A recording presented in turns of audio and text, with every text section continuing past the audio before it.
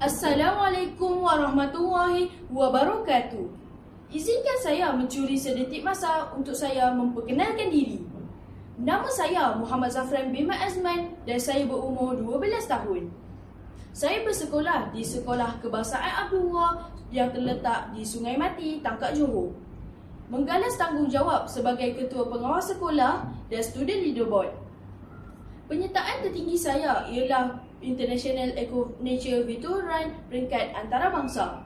Manakala cacing kurikulum, kangaroo mat dan kuis alam sekitar Minggu Sains Negara di peringkat kebangsaan.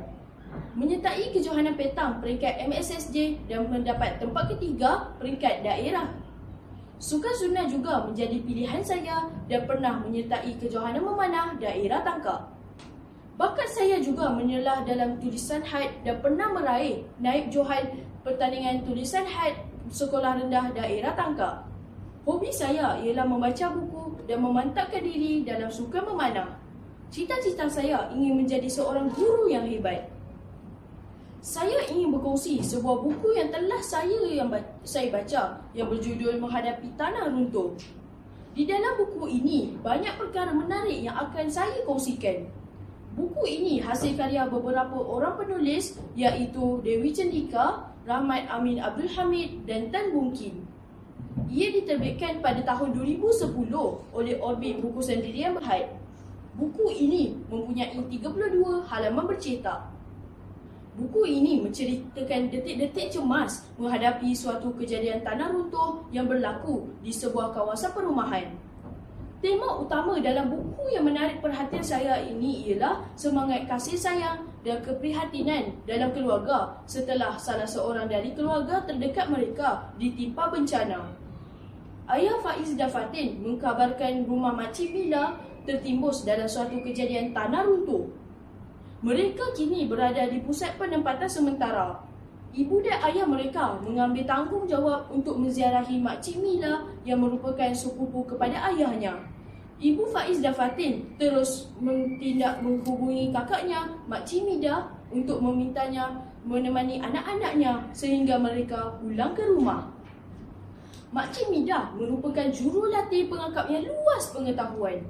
Fatin dan Faiz banyak mengajukan soalan berkaitan tanah runtuh.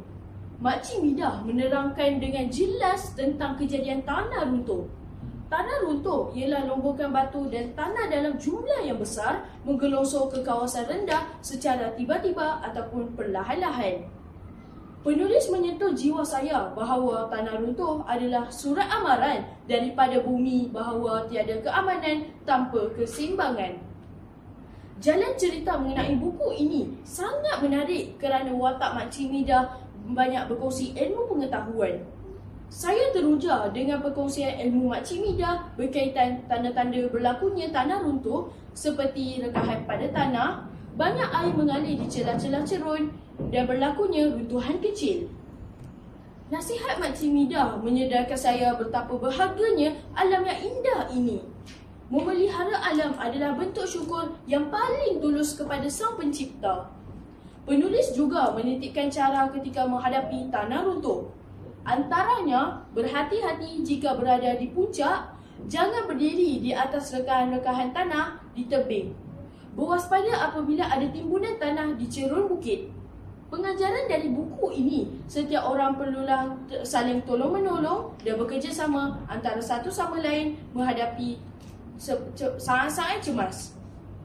Pada pendapat saya, buku ini banyak memberi pengetahuan yang baru dan pengajaran yang sangat berguna.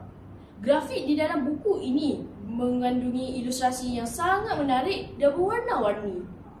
Ilustrasi menarik boleh membuat pengalaman membaca lebih menyeronokkan dan membuka imajinasi pembaca seluas-luasnya.